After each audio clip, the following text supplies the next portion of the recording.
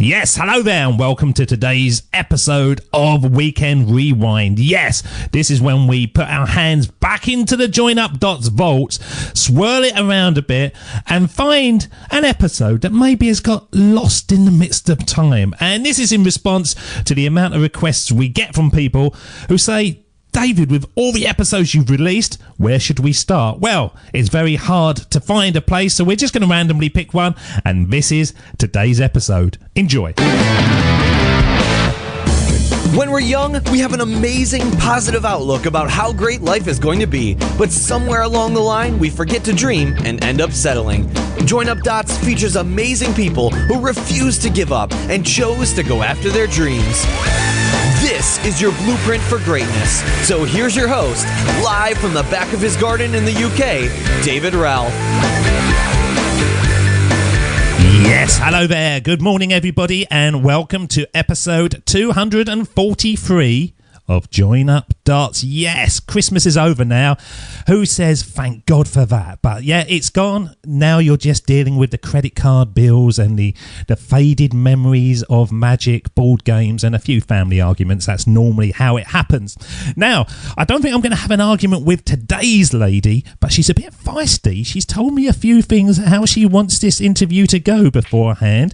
She is a lady who can call herself a true lady of the globe, coming originally from Denmark. She grew up in the Scandinavian countryside, clambering around the hills and fjords happily, until moving to Paris for 3 years to live in the capital of romance and culture. But now she calls the UK the home and has been living in London since, 1996. Yep, we've adopted her as one of our own.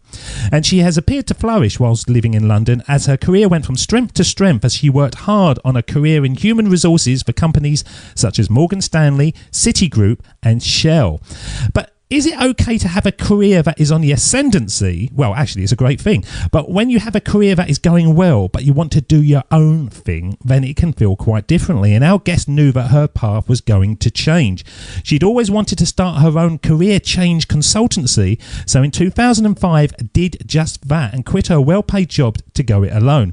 She walked away from the consistent monthly salary and started flexing her hustle muscle on a daily basis.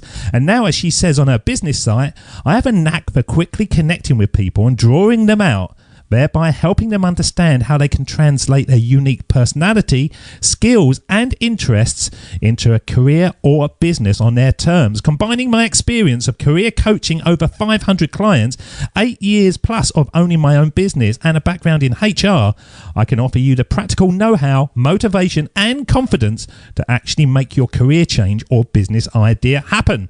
So let's find out how this Scandinavian lady came to leave the glorious Danish countryside to live in the English capital.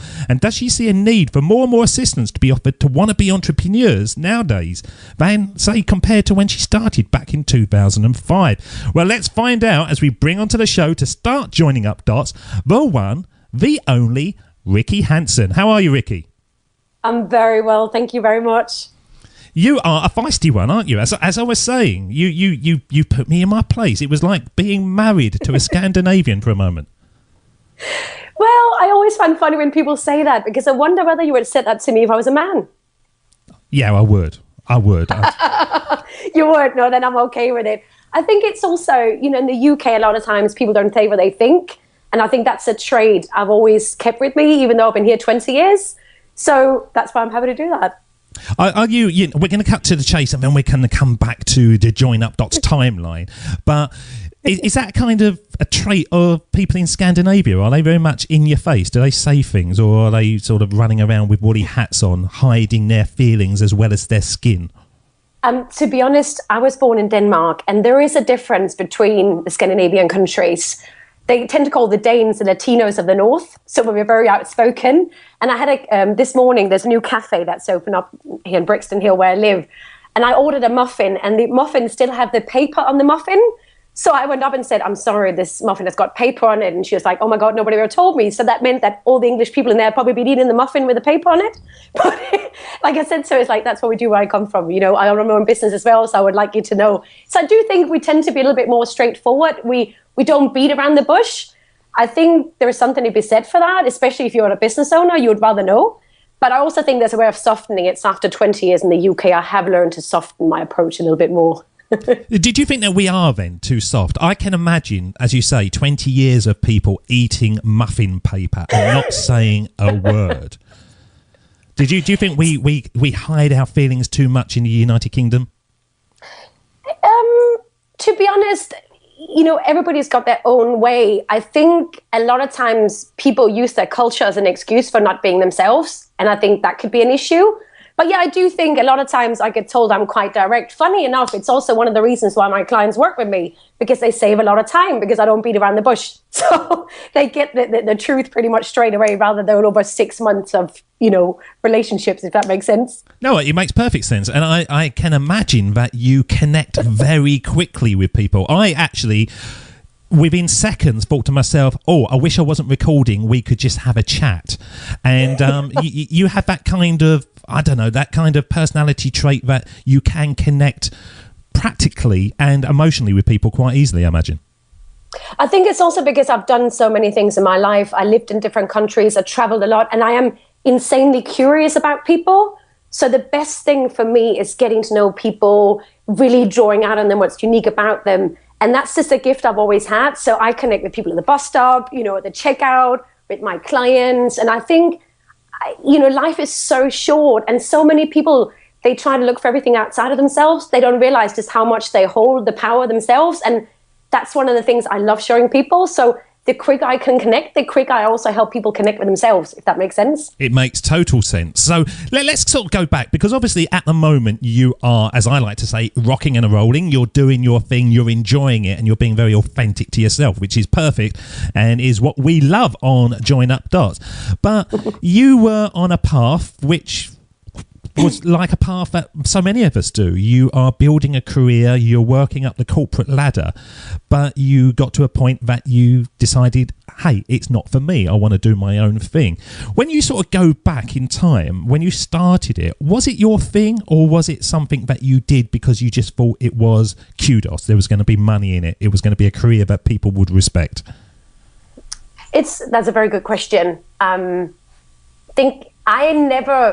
I was never the kind of person who just wanted to put up with the things that seemed to be available, but that's something I learned over time. So when I came over here and I went to King's College, I was looking at HR, PR, advertising, business, and I sort of went into HR because it's where you have the strongest, most immediate connection with people and the most exposure to the widest variety of people within the organization. So that was very much what I was attracted to. And I wanted to spend, let's say, 5 to 6 years to get enough credibility in order to do my own thing. So that was my main reason for going in there. And I'm very much of a type A. So what I was attracted to were the kind of environments where there were more people like me. I had a couple of false starts where I went in, where there was very much introverts, very English-centric. And what I found is as soon as I went to places like Morgan Stanley, it was a lot more people like myself. So I think it was a mixture of doing something that drew on natural qualities, but also with the right kind of people around me. So where were the false starts then? Let's find out. No, I had straight out of uni. I mean, I started working for Morgan Stanley pretty quickly, but I had a couple of false starts going into recruitment consultancies rather than HR. And as anyone who's dealt with recruitment consultants know, there's a very big difference between HR and recruitment consultancy, because recruitment consultancy is basically sales. And it was mainly just made up of very, very similar people. One of the first companies I joined, they were all classic upper class English people who went to the same schools, who all knew each other, who was just had the same kind of path, who couldn't really relate to me in the sense that I've already done 20 crazy things before the age of 25. So that was more a matter of realizing they were not my peeps and I might be a little bit intimidating. So it wasn't the right kind of environment for me. You know, one of the things I love about the About Me page from you is that you noticed you were different or the odd one out very early on. And I think that's one of the feelings I always had as well, which was why I knew I needed to do my own thing. Well, we're going to touch on that, but I'm fascinated about the recruitment consultant, because I was a recruitment consultant for about 6 months and I hated it. It's horrible. It is so horrible, and I kind of thought that I was going to go in it as like a missionary, helping people find their places and their dream jobs, and it became very evident that was out the window. It was just a round peg, round hole, and if it was a round peg in a square hole, you were going to change the square hole to make it slightly round, and you're going to ram that person into it. It was just a sales role, and I can see how you didn't like that, because I didn't like it, and how people do it and they flourish. I just can't grasp it at all, because it's sales. I'm going to be harsh here. It's sales without morals. That's what I would call it. Yeah, it's really interesting. I was giving a talk a couple of weeks ago, and because I have a big mouth and I speak very fast, I was talking about how career changers really want to avoid recruitment consultants, because it is square peg, square hole. They're not there to help you change career. And they're a little bit like sleazy car salespeople. And I had one person in the audience who was like really unhappy with that comment. It's true, though. It is true. Yeah, and you can't blame them, because at the end of the day, they don't work for the candidate. They are paid by the company to find this kind of wish list from Father Christmas that HR has written in terms of a job description. So to anybody listening out there who want to change careers, it's like recruitment consultants are the last people you want to speak to, because they're all about upholding the status quo, not about helping you change. Oh, I tell you what, I wish we weren't recording now. I could go in many different directions, but I won't. I'm going to hold back. I'm going to hold back from this. But the direction that I do want to go in is the fact that, as you sort of referenced about my About page, you have felt different since you was a small child. In what way? Because you're spot on with me. I've always didn't feel like I was part of something. I always felt like I was slightly on the edge, and for many years that kind of vibe made me clash with the HR departments wherever I worked. I've always had problems with HR because they want to do things straight down the line, and I'm kind of going, come on, no one's watching, let's just do it anyway, let's see what happens. So how did you feel different when you was a small child? Do you know what? My take on it is not necessarily that we are different, but we're a lot more aware of who we are. Oh, that's good.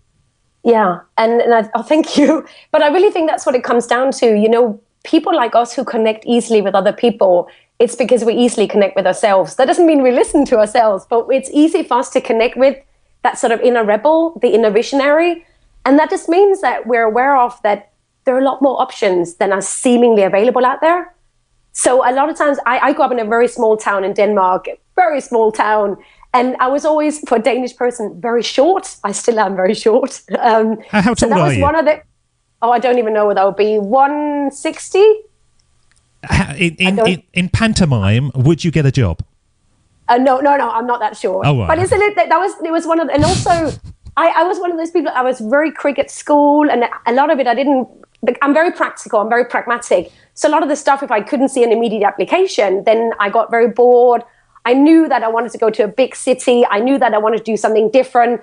When my mum handed me the career A to Z, I was like, well, surely it doesn't work like that. There can't just be these 500 options and that's it. So it was always about questioning, being attracted to people who are different. So in my class, if anybody was being bullied or anybody was different, I'll become their friend. I've always been sort of, underdog kind of supporter, because at the end of the day, they tend to be the ones who change the world, who do the crazy businesses. All the big popular ones ending up being depressed, and, once they get past the age of 20, because they don't have, the kids at school to support them. So I think it's this awareness of there's so much more out there, and I know who I am, and I know I can do so much more. So I think it's more to do with that. So the last place that you should have ended up in is HR, surely? I think it's more, when you think about it nowadays, you've got information at your fingertips.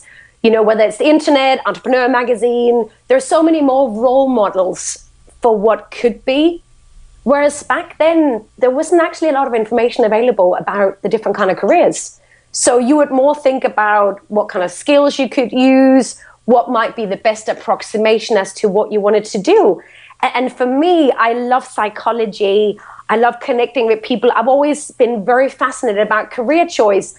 And really, then if you default, then that does very much point to a career in HR, unless you work with someone like me who can tell you that that's not necessarily the best choice for that. But back then, our generation, that's the way you would have worked through to what the career choice would be. I think you've hit the nail on the head there, and now we have got the option of just delving into the internet and just seeing, you know, in the nicest way, people that seem totally mad doing mad stuff and earning a living from it. And I sort of gravitate towards those kind of people, the kind of people that you look at and you go, how the hell did that happen? But it kind of looks fun and they're loving it. Where when I started work in 85, it was send in your CVs or your resume, work in a bank, go up to the city, that was it. And then you kind of did that until you couldn't bear it anymore. So people have got that ability, haven't they, to just look around and become aware and see what is on offer out there. And quite often you can't believe that people are making money selling poodle hair, but it's out there. Yeah. I mean, I always say to clients, it's like, you don't know what you don't know.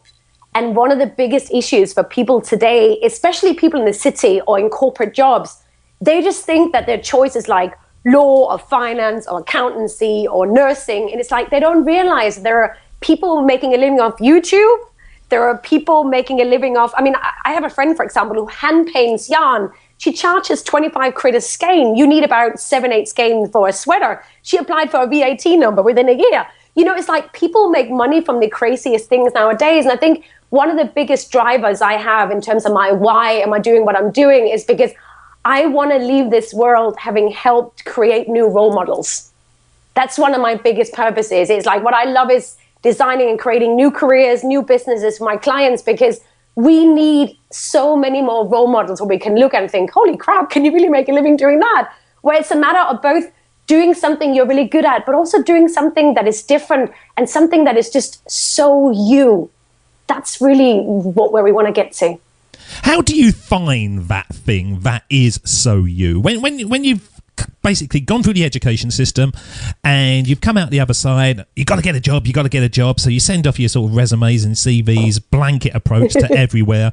And then unfortunately for you, if it was like me, somebody says, yes, where have you? And then you go into a role. And that's pretty much how I did it. When I left college, I said to my mum, because I was still at that age, I was living at home, I'm going to take 6 months off. And she went, no, you're not. And she wrote my letters and sent them off. And I basically got forced to go for 3 interviews, and I got 2 of them. I don't know how that happened. And I ended up working in a bank. So for people now, how do they find that thing that they are naturally good at when for their whole life it's kind of, oh, when you grow up, you've got to take responsibility. You've got to be serious. You can't have your cake and eat it. To be honest, I really don't like the word find, because it sort of indicates it's something outside of yourself. And that also means for a lot of people, therefore, it's an excuse because they can't find it. But just going back to the demographic you're talking about, people who are going into work, absolutely hating it, commuting back, going to the pub, where the heck is passion going to enter into your life? You know, you've got to create a crack in your life to let the passion come in, to discover the passion. And I think what I always say to people is, it's not about finding your passion or knowing your passion. It's about knowing what the real ingredients are that are going to make you happy. So rather than going to try to find that perfect job or find that perfect business, it's really about picking something, designing something, identifying something. And if you look at your life, like before this call, we were talking about how you actually at the age of 10 used to go around recording, you know, you had an interview with your bank manager, with other people. It's like, look at your life and look at the red threads. Look at the themes. When have you been unapologetically yourself?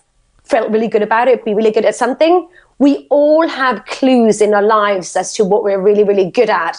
So review what's really made you feel amazing so far in your life, whether that's been inside and outside of your career, and really nail down those ingredients.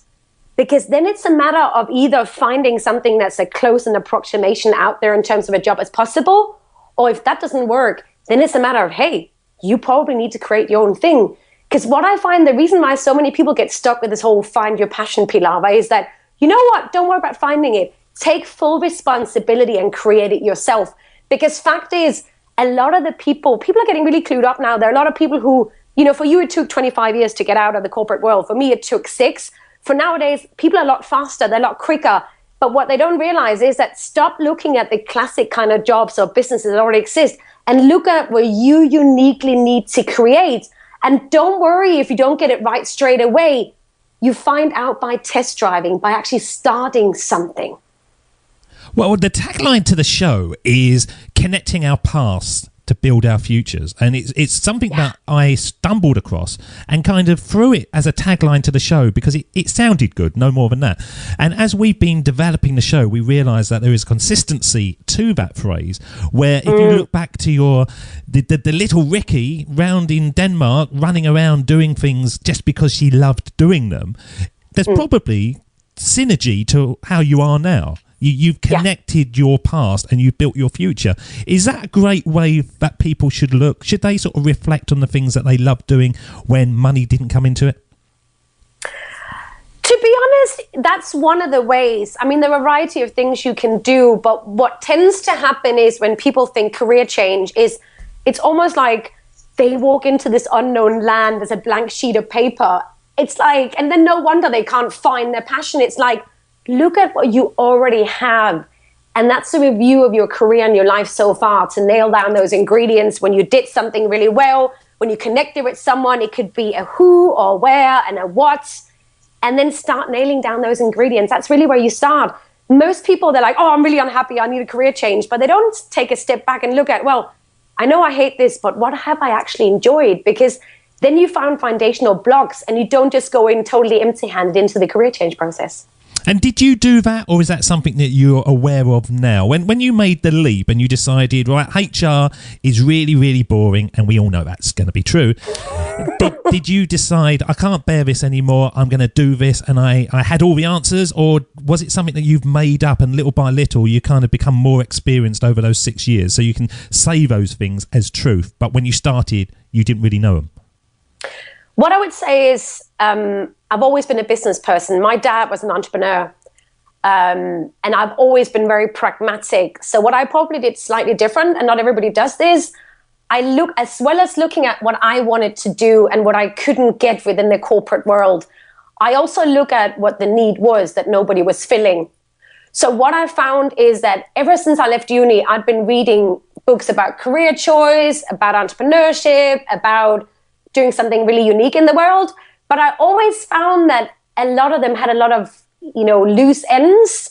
And there is a real need for a service that would help people actually pull all the red threads together, actually make sense of the dots, and provide more of an advisory service rather than just, asking people more questions or taking them further down the rabbit hole.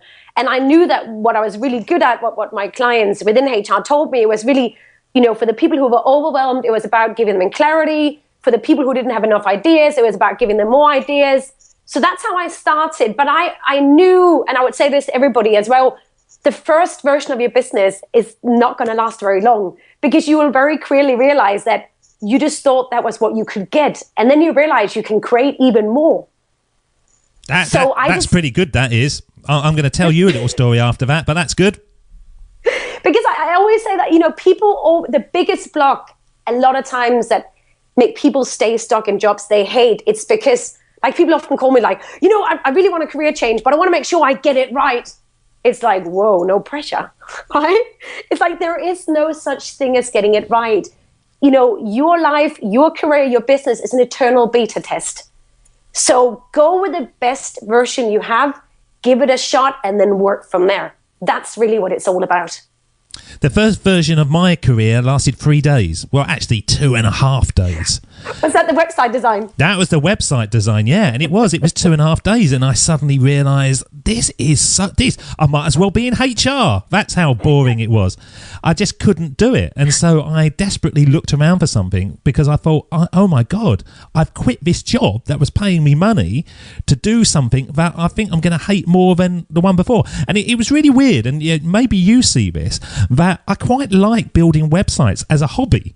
But when I suddenly had to do it as a business, I couldn't bear it. It took away the fun. Is that something that people struggle with as well, when they think, I love doing this, this is great fun, but actually doing it 12 hours a day is a different ballgame? Yeah, I have a sort of a litmus test that I apply, and it's called the job description test. Because a lot of times people's hobby is better kept as such. So, for example, classic example is someone going like, I really love alternative therapies. I love massage and all that stuff. I'm going to retrain and become a massage therapist. Now, before I go into this, I want to say for some people that's right, Reiki therapist, a massage therapist. But however, for a lot of people, being stuck in a dark room, massaging people's feet for 8 hours a day without talking because the person is so relaxed they're passed out, maybe you want to reconsider whether that's really the job description you want. That's a fetish, isn't it? That's not a job. Sorry. Well, it might work for some, right? But what I would always say to people is look at the idea of something. You like the idea of something versus the cold hard reality of what your job description would be, as in what would you be doing all day. That's a very important thing to do. But what I would say, what I find interesting about you is that if you hadn't actually made that jump with that web design idea, then maybe you would still be back in the corporate world. So even if it wasn't necessarily the best choice, at least it got you out of there as a portal into what you really wanted to do. Because a lot of times realizing what you don't want give you the fastest clues to what you really want. Yeah, I think with me, it was a easy parachute. Nothing more than that. I could jump and I could survive the fall. But I like that. I look at it now and I think to myself, isn't that all what we all want? This leap of faith bit, I don't really like it. We call it the slide of faith here. I'm a great believer that if you work on a side hustle, if you get something going, then at least you can step away and knowing that your bills are paid. All this business about just jumping and working it up as you plummet to your death, I don't like at all. So it was an easy parachute, but sometimes the parachute doesn't it saves your life, but it doesn't create a life. God, that's tweetable. Love it. Rikki, I've become a tweet monster. That was brilliant. But people, as much as people love or hate Twitter, there is something to be said for saying things very concretely and very briefly, because that is what people remember. But I also think I totally agree with you about the side hustle, because people have this idea that, you wake up tomorrow and then you make that career change. It's like, no, a career change is a series of small steps that you can start taking now. And it's about test driving and feeling on your own body, so to say, in your own experience, whether you're actually going to enjoy doing these kind of things. So what you want to isolate as soon as possible is, what are the kind of things that you can start test driving? Can you start test driving things with guinea pigs, with clients? What can, if you want to do writing, do you actually write? If you want to advise people, do you actually advise? Most people, the only career change that'll ever happen for them is in their head, because all they're doing is thinking and researching. They're not getting out there from behind their computer and actually engaging with things on the side. I got a really weird image of people test driving guinea pigs. Is a like riding them like a horse. Yeah, that'd be amazing, wouldn't it? All these people with like little furry things underneath them racing down the M25. Yeah, I always say to people, I often use the relationship analogy. You're not going to, well, apart from a couple of exceptions that I know of, you're not going to move in with people straight away. You want to date them a little bit to find out what's going on. And then at some stage you're like, you know what? I do think you're the one. Let's give it a go. And it's the same thing with careers, with your own business. Build up, test drive, see what works, build up more, start making money, and then make the jump. A little bit like relationships. At some stage, you're like, you feel comfortable enough to say, I love you. You feel comfortable enough to move in. Heck, you might even get married. It's very, very similar when it comes to the career change process. And it's really therefore a matter of trusting the process. Just like relationship is a matter of trusting that other person. Well, let's play some words that really sort of emphasise this moment in people's life when they know that there's something more. They may not have the answers, but they just know they've got to do something. This is Jim Carrey. My father could have been a great comedian, but he didn't believe that was possible for him. And so he made a conservative choice. Instead, he got a safe job as an accountant. And when I was 12 years old, he was let go from that safe job. And our family had to do whatever we could to survive. I learned many great lessons from my father, not the least of which was that you can fail at what you don't want. So you might as well take a chance on doing what you love. Well, you sound like you're doing what you love, but did you know that you were going to love it when you started? To be honest, I've always been very, very much knowing what I wanted. That didn't always mean that when I got it, I enjoyed it, but I knew enough about myself and what I was good at in order to give it a shot, because I knew that at least most of it I would enjoy. So what I've done is do that, and then when I came across things that I didn't enjoy, then I would edit. So most people wait until they're 100% sure they're going to love this all the time. And that time will never come, because you and I both do what we love. It doesn't mean that 100% of the time we're like in full bliss, but it means that we feel fully alive and fully engaged. And I really think that's what I want people to focus on. When do you feel most engaged? When do you feel fully alive? Because that thing about doing what you love, it almost sounds like people are trying to reach for perfection. Does that make sense? It does, yeah. So I like this idea about when it's about getting that feeling of being really engaged, but also think about who you're helping, because a lot of times my issue with, I'm going to follow my passion and do what I love. Well, there's also a whole world out there that needs you. And if you are struggling with what you really love or what you should be doing, it's like, look at who might need you the most. So I know for a fact there are millions of people out there who hate their jobs, but they really don't know what they want to do, or they're too overwhelmed by too many options.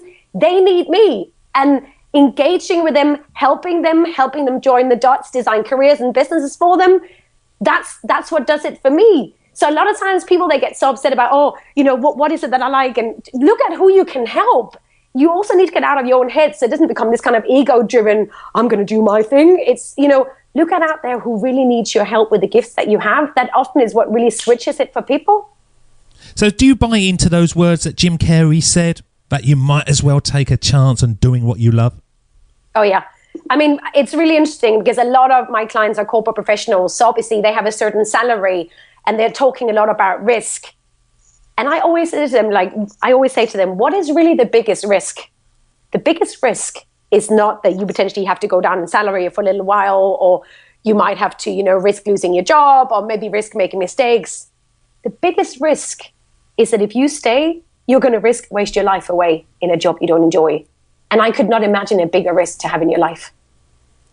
I got told about this book the other day, and I keep on repeating it on the show because I must read this book, but it sounds dreadful as well. And this guy went round talking to everyone on their deathbed, and I don't know. Oh yeah, I know that one. Yeah, and he asked them, what's your biggest regret? And it was that they were living somebody else's life, which. That must be dreadful. Well, it's got to be a dreadful book. I can't see how that's inspiring anyway, but I think I'm going to read it just to see, why people felt that way. Because obviously it's a backstory, isn't it?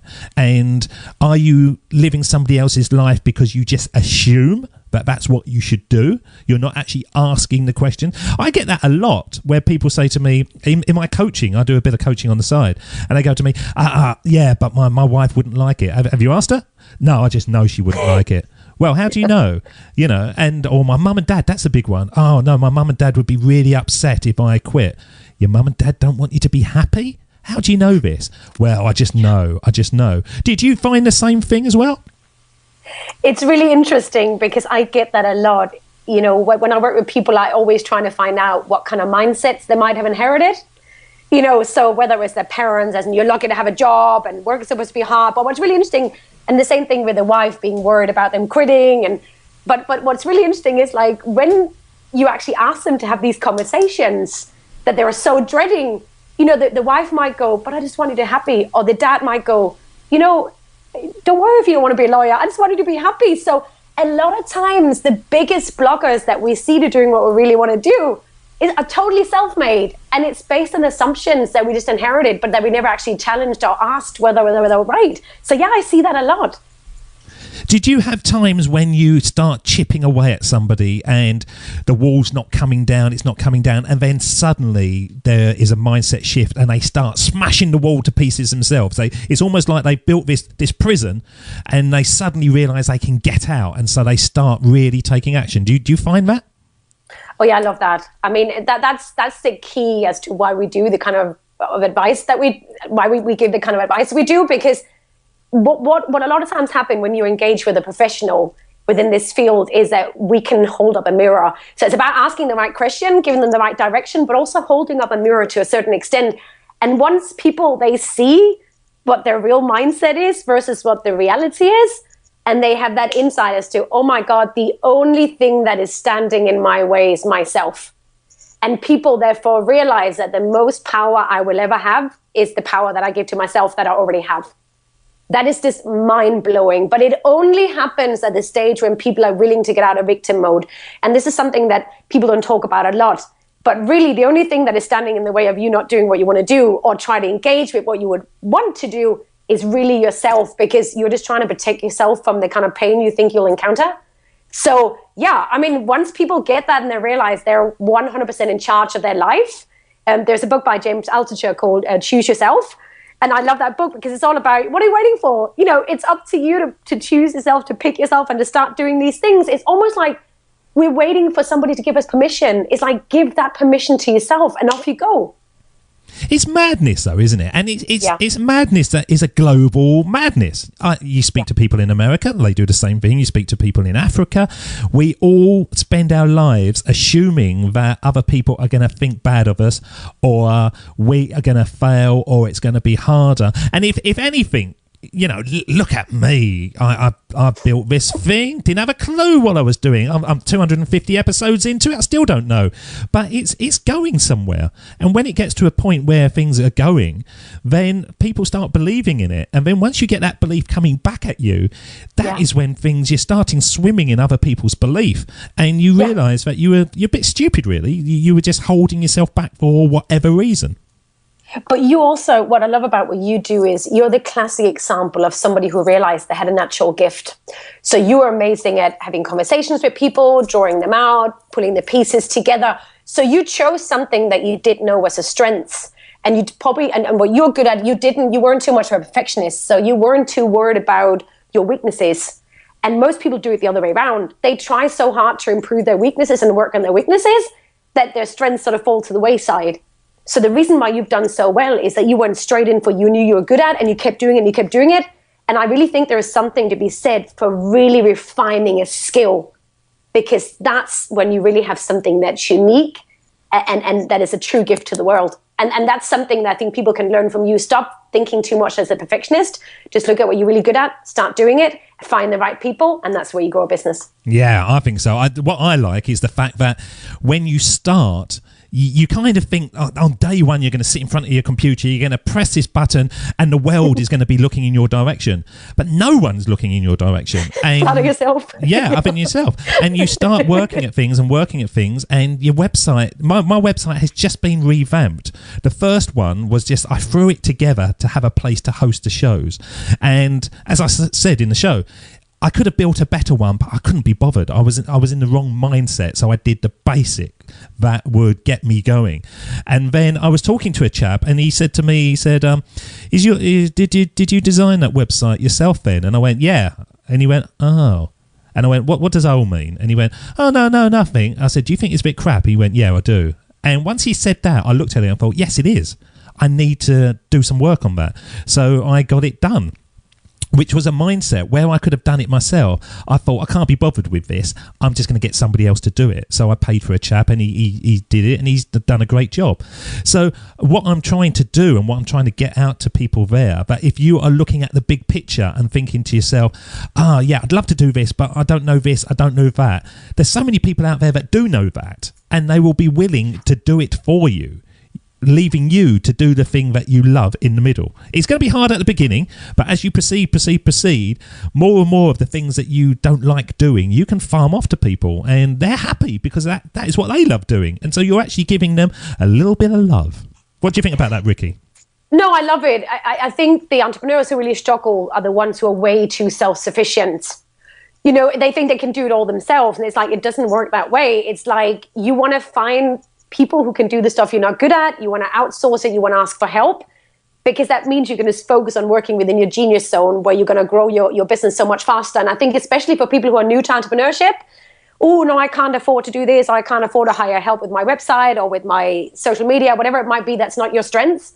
It's like, that's actually an investment. It's not a cost, because the more you can pay for people to take care of what's not your genius, the faster your business will grow and the more you can give to the world. So stop being so bloody self-sufficient and start looking at where you need help. If you're in business, you need help. I mean, that was one of my biggest things that my mom told me. One of the first things I ever said was like, I can do it myself. I've always been fiercely independent.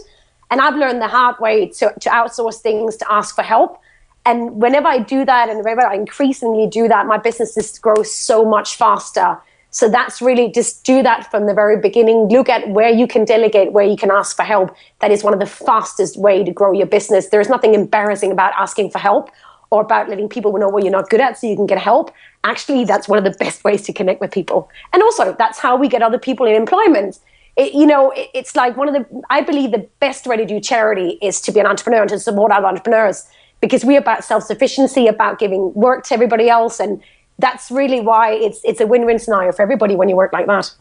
That was an amazing thing that you said as one of your first things, wasn't it? That just leave me alone, I can do it myself. Yeah. Says a lot, right? It says more than that. I'm being polite now, but it does. It says a lot. My daughter, who's 9 now, the very first words she said, and it's absolutely true. We all expect them to say mummy, daddy, or whatever, but she wouldn't talk. Now she doesn't shut up, to be honest. But when she was small, she wouldn't say anything. And there's an advert over here, which you probably know, Rikki, but the Americans and other people probably don't know it, by a company called Sillet Bang. Do you know the company? Let me know what that word is. Okay. It's a Sillet Bang is like a cleaner. It's like a detergent that you can spray on everything and it cleans. And their tagline is bang and the dirt is gone. And my daughter didn't say a word, and that was the first words she ever said. Bang and the dirt is gone. That's weird, isn't it? Do you think she might end up starting an advertising company? I don't know what she's going to do, but certainly she likes to open her mouth. She never stops. But yeah, it's that. I think that was a gift that you had, really. I think it says a lot about you, but it shows that you were self-sufficient and you were somebody that wasn't looking for assistance. You would get off your backside and do it. And I think there is something to be said for that, as long as it's balanced with the ability to learn how to ask for help. Because I do think that the people that I know who are really successful business people, they are very self-directed. And I think the people I've worked with who've changed careers, who either changed into different jobs or started their own company, they are self-directed people. They know that if it's up to, if it's to be, it's up to me. So they get their butt in gear and they do what it takes. And I think it doesn't mean that if you're not naturally that kind of person, you can't become it. You can if you take full responsibility and look at what you can do. And I think a lot of that comes down to really getting clear about your priorities. Where most people go wrong is that they don't live their priorities. But really this whole thing about self-sufficiency is important, but it's equally important to also know when you need help. Something that you said that really sort of struck me was the genius zone. Is that what everybody should aim for? Is that more likely a route of success than, as we say, find your passion? And I know you don't like to use the word find, so your passion. To be honest, I don't like boxes in general. The genius zone, it's more like it feels, that when you're in the genius zone like you are right now, you're doing this podcast, it feels amazing and it's a gift to the world at the same time. The more time each one of us can spend in our genius zone, the faster we change the world. The fastest way to change the world is to love what you do, because you give other people permission to do the same. One of the big reasons why the world is such a mess is there are so many people who hate their jobs. They hate what they do. So the more of us who can find what we're really good at and spend as much time as possible doing it, the faster the world is going to be a better place, right? Well, absolutely. And that's what I want. That's what you want. I want every single person to wake up every morning 4 hours earlier than they used to because they love doing what they're going to be doing. And you hit the nail on the head earlier, but as I do these shows now, I love it. Can't get enough of them. There's an awful lot of administration and research behind the scenes that I could take or leave, really. It doesn't sort of light me up, but I know I've got to do it to get to this point.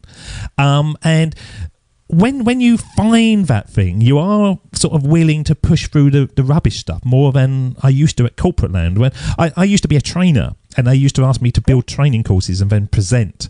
And I used to love the presenting bit, but actually building the course was like pulling teeth. It used to drive me mental.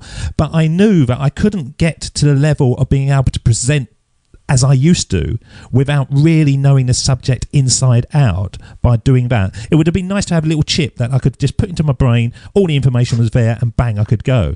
Did you find that as well with people who are really successful? Are they still in that they're willing to push through the rubbish, or have they got to the point that really it's fun time all the time?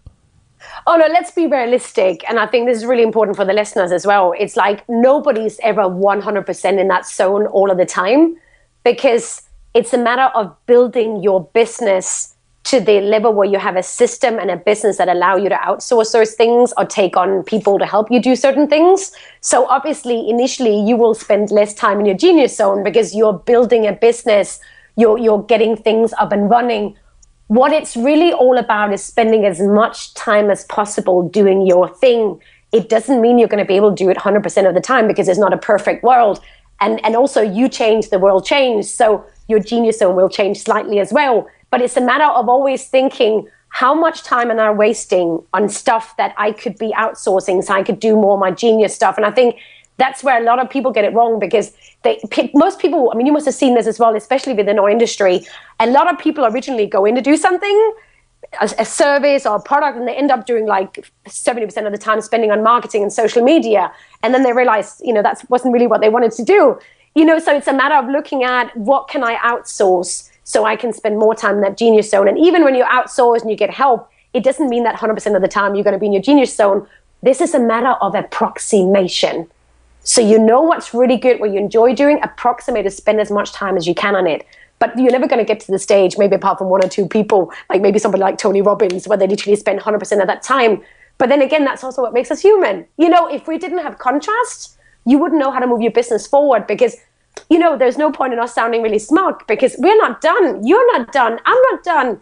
We're different people now. We're different people, tomorrow or 5 years from now. So just because you're an entrepreneur, just because you have your own business, doesn't mean you're done.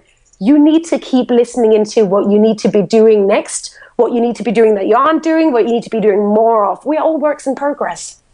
Last night, I gave myself the first few hours off for, I can't remember the last time I had some time off. And I watched Tom Cruise in Jack Reacher on Netflix, and it was about 10 o'clock at night, and I said to the wife, shall we watch a film? She went, it's a bit late. And I went, come on, it's only going to be midnight, we can sort of watch this. And it made me realise, it was the first bit of telly that I have watched for, I can't even remember the last time I sat down and watched any television at all. And it was the first time that I actually watched something and I was in the story. I enjoyed it. It was a good film because normally my mind is thinking about what I should be doing. And even this morning I was making a cup of tea and the wife said, what are you thinking about? And I went, you don't really want to know because you're not really interested anyway, are you? And she went, well, I hope it's not work. And she knows damn well it's work because that's the thing that's sort of inspiring me at the moment. Did you have that as well? Is your sort of, because the passion you've got for your thing, does it take over where when you was in HR land, the chance of a glass of wine after work with the girls was, always on the radar, but now you think to yourself, no, I don't want to do that because I've got this to do. I want to push this on. Well, I think what I notice with people who really do what they're good at, who sort of found their groove, is that they're learners and they're knowledge seekers. And we are always looking for more inspiration. We're always looking to learn. So I'm like you, I'm very much driven by finding inspiration, by learning something new, by getting more inspiration. So sometimes I do turn into a bit of a hermit.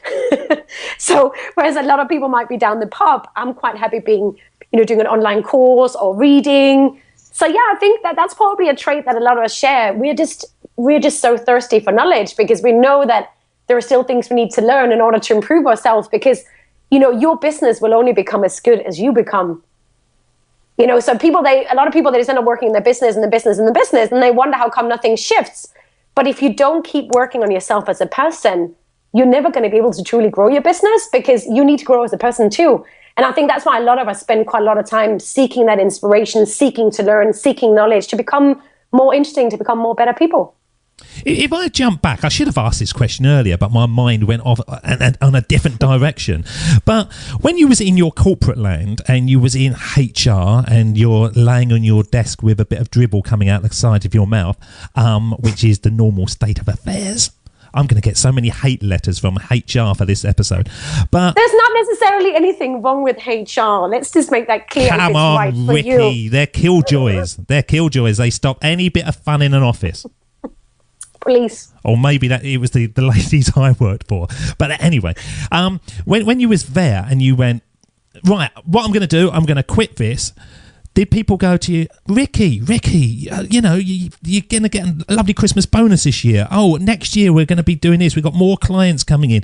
Were you surrounded by the anchors that stop so many people from going for their dream when they actually throw it out to the world of what they want to do? as you can probably imagine, people who work with me know that when I want to do something, there's probably no point in telling me not to do it. But so no, I think people knew I made up my mind. So there was, and also I waited until I had my bonus and then I jumped, which is always a good thing to do. Back then, this was in 2005. We still got good bonuses. It's a very different story nowadays. But what I would say is I'd also prepared. So what I'd done in actually the last year before I jumped, I'd spent a lot of time actually doing my thing with people within the organization. So rather than actually having people stay and retain them, which is what a good HR person should do, some of them ended up leaving and doing what they really wanted to do. So I kind of needed to get out before people found out what the real reason for that was, because that's not what HR is supposed to do. They're supposed to retain people. So a lot of people weren't surprised because they already got a taste of what I really wanted to do. But yes, my family is, my mom especially, and some of the people I did work with is like, are you crazy? You're walking away from this job you're really good at. You're making amazing money. You can get whatever job you want. So yes, but to be honest, I always say, make the decision first, and then the how will come up. And I think once you make that decision, then everything is going to fall to deaf ears. I think that the majority of the people who have an issue at that stage is because they haven't really deep down committed to what they really want to do. Do you know, it's amazing, Rikki. I don't say this very often, but if I was a woman, I think I would be you. There's so many there's so many things that's a good thing. Believe me, I'd make a very lovely looking woman. I'm sure I would. Sure you would. But I used to do induction courses, and it was my job to have them for 3 days to sort of go through data protection and insurance background and all these kind of stuff. Exciting. And I had a course once, and I had 15 people turn up. And I was right in the vibe of, like I'm doing now, really. Come on, guys, there's more to life than this. You know, you can do better than this. This is a stepping stone to greatness. You know, do stuff. And I had these people for the first morning, and only 2 of them came back. I lost 13. And I met one in a pub about 3 weeks later, and I said to them, you know, what happened? Where did you go? And they said, you pumped us up so much that we realised that we could do great things. And so they all quit on their first morning. So I can see when you're saying that you're in that corporate gig and you're already flexing your talents in their direction and losing, that is the time when you realise, hang on, I've got something here that is a business, and I need to be able to move that in the direction that I want. Yeah, it is, and it's also interesting that when you do your thing, your ideal clients will recognize you. You know, so it's a little bit, if you actually call all these people and say, "Hey, I'm starting this thing on the side, an advisory business, this and that," they would probably have become your first clients. You know, and I think a lot of people, they always try to edit themselves, but that just makes marketing really difficult. Whereas, I mean, back then you're obviously in corporate, but that could potentially already have been your first side gig, right? Well, it could have been. I've always had this switch, especially in pubs and stuff, that I can switch the motivational switch, and I can be sitting with people, and within like 15, 20 minutes, I can see them have a mind full of possibilities, and it's quite enjoyable to do that. And I never used to know that I could do it. It's only since I've been doing this job, and I now literally switch that switch before I record. And sometimes I do it really big, and sometimes I do it not as big. Probably gone more because you're like it. So in this show, it's like kindred spirits, where some other guests, that they're not quite that come on, get off there and do that. But yeah, I used to do it in pubs all the time, and people used to sort of say to me, yeah, but it'd be all right if I had you with us every single day. You know I could do that. Like they needed some kind of magic cloak around them to do it. But they don't. It's in them. All I was doing was getting them to start looking into themselves and realising actually what they wanted and how much they wanted it and how much they would go for it. But that's also really what it comes down to. I often say this when I work with people, is like, I can literally give you this thing on a silver platter, but if nothing in your life is going to change to make that a priority, then what's the point? And I think a lot of times, and you probably notice this as well, there are a lot of people who are in a very comfortable, very well-paid pain. And that means that, something has to shift in their life in order for them to actually change, because a comfortable, well-paid pain can go on for many years. And a lot of people, so they have to find something. There's a reason why they should change things around their life to get what they really want. And that's really when it comes down to priorities and about them looking at, well, how can I actually make time for this? How can I make it a priority? Because if not, again, it just stays in your head.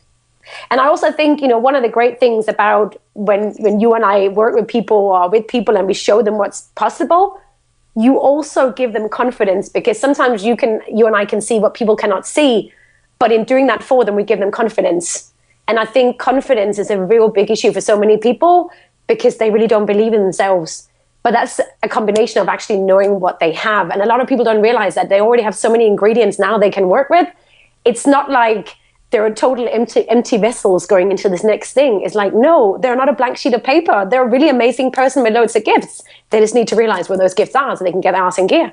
And it's weird, isn't it? Because you can see it. When I can talk to people and instantly I can see what they should be doing. And it's like you've got different eyeballs somehow, and you kind of, what you should be doing is doing this, and they go, you really nailed it. And I've been thinking about that for months, and I kind of think, well, it's obvious. I can just see it. It's there. It's almost like a big arrow pointing down, saying what you should be doing, but you're not looking up and seeing that arrow. I mean, it is also because people might get that, as in that's what you should be doing, but then unless they start engaging and test driving it, not on guinea pigs, but just test driving it, they're not going to start to own it for themselves. So it's just an intellectual concept. And I think I always say to people, it's like you don't actually even engage with the career change process before you actually start test driving things, test driving assumptions, before you start writing, before you start working with clients, before you actually do that course. So, it needs to go from being all in the mind to actually be an action that you start taking, even if it's a small one that you build up on the side. Come on, guys, let's just chant action. And that would work, wouldn't it? If you started doing that in your office, people would start looking around, and instantly you've created a movement. Yeah. That's the way to do it. So what I want to do now, Rikki, I want to play the theme of the show. And what we've been doing is connecting your dots and connecting the dots of other people as well. And this is the words that Steve Jobs said back in 2005, almost 10 years ago now. And they're as important now as when he first said it. And ironically, it's the same year that you decided to quit and go on your own. So this is Steve Jobs. Of course, it was impossible to connect the dots looking forward when I was in college. But it was very, very clear looking backwards 10 years later. Again, you can't connect the dots looking forward. You can only connect them looking backwards. So you have to trust that the dots will somehow connect in your future. You have to trust in something, your gut, destiny, life, karma, whatever. Because believing that the dots will connect down the road will give you the confidence to follow your heart, even when it leads you off the well-worn path. And that will make all the difference. So still as true now as when he said it 10 years ago? Yeah. And also, let's face it, the world has become a lot more zigzag, right? The world is a lot more complicated. I mean, you and I have seen that in the last 10 years. It's just like things are not that straightforward. So if you insist on your career path or your business path being straightforward, it's like, forget about it. It's not going to happen. So yes, it really is it still is a matter of joining the dots. It's a matter of zigzagging and being comfortable with that. The people who are most competitive and are doing best in the career and business world are the ones who are most comfortable with uncertainty. I'd like that the world's become more zigzag, because that actually excites me. It's not something that I look at and think, that's a bad thing. I actually think, no, this is brilliant. I don't know what's going to happen tomorrow or next month, and that gets me going. Do you know what? It's one of the things that I do as part of my business is I spend several hours every week just looking at the new kind of businesses, the new kind of careers that have been invented by crazy people somewhere. And it makes me so excited, because it's just like there has never been more opportunities for creating a new business, a new career, a new job than now. And so people are like, oh, but the world is so scary. There's so much uncertainty. Yes, but there has also never been so much creativity, so much opportunity. And it's just a matter of allowing yourself to embrace the uncertainty, look at where your foundational building blocks are, and then combine that with the uncertainty, and you've got magic. So yeah, it is a scary place to live, but I wouldn't want to live anywhere else. So what's the key words to his speech? Is it hope? Is it trust? Is it karma? What do you gain from it on a personal level? I think trust is incredibly important. A lot of people don't trust themselves. I think that's a big issue. And especially for people who are used to the whole trusting the paycheck, to actually trust that you have the ability to create your own paycheck. So I think trusting that you can do something, for me, And having worked with 500 clients, it's the biggest one. You have to find that self-trust, because if not, nothing is going to change. So I think it's about believing in the process, believing that it's up to you. I'm not a religious person, so I wouldn't necessarily go that way, but I do believe that we live in a universe that if you do your bit, the universe will conspire to help you. There's a quote by Rumi that says, live as if everything is rigged in your favor. And I think, so it's a matter of trusting yourself, but also believing that the world is rigged in your favor, because whether that's true or not, if that's what you believe, that's what you'll see, that's what you'll create. A lot of times, even when people don't have self-belief, one of the ways to grow self-belief is almost like fake it till you make it. So if you believe that the world loves you, that there are amazing opportunities out there, that you create them and you behave that way, then when you see that being the reality, you will create your self-belief. And do you believe that everyone out there, all the listeners, the guys in the cubicles, on the trains, on the buses, on the planes, or whatever they're listening, do you think that they can have the kick-ass life that they want? If they want to, but it's a choice. And don't wait for the prince on the white horse. I see this a lot. People hope they're going to find their passion, or hope that job is going to come out. Prince on the white horse, you can wait a mighty long time. If you really want it and you're willing to engage with the process, get out from behind the computer, stop researching, and actually starting meeting people, talking about what you want to do, exploring what you want to do, nail down what you got going for you, then absolutely, yes, you can. But you have to make the conscious choice to want it and take 100% responsibility. And for everybody listening, I cannot wait to see what you create, what you pick, what you design, because if you are here, the world needs you, and please get your ass in gear. That's all I can say. And if it's not a prince on a white horse, what about a prince on a guinea pig? Would that work? But don't you find that a lot of people, it's like that's really how they live their life. They hope for that kind of waiting for Godot. They hope for that kind of magic moment to somehow arrive. It doesn't work that way. No, I'm looking back at my own life. I think that the biggest movements that I've ever had have totally been down to me. And it's a shame, really, when I put so much effort into other people's lives that I didn't gain anything back in them. It was when I decided enough is enough, I'm going to do this. And once you grasp that fact, it's something that is quite controllable. You do one thing and then you do another and you do another and you can zigzag your way to success. Yeah. No, and it's just one of the things I always recommend people do as soon as they can is that create something or do something that you can get paid for.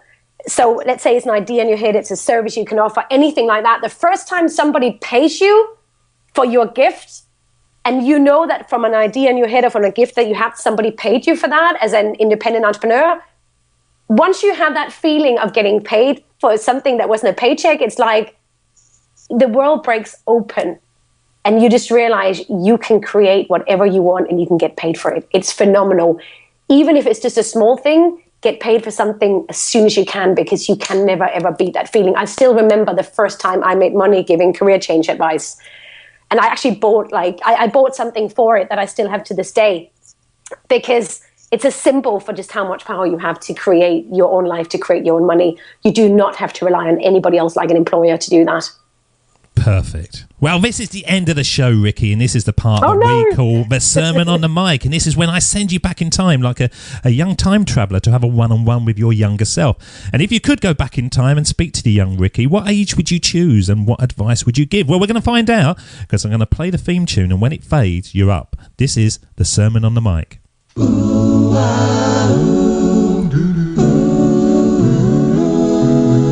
Here we go with the best bit of the show, the sermon on the mic, the sermon on the mic.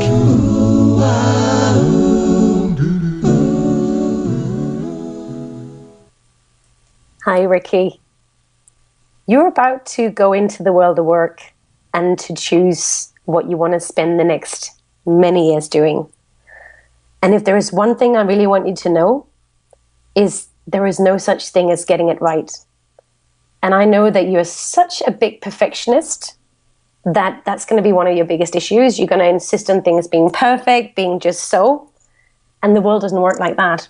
And you didn't come here to be perfect. You just came here to be unapologetically yourself and do what you uniquely are good at.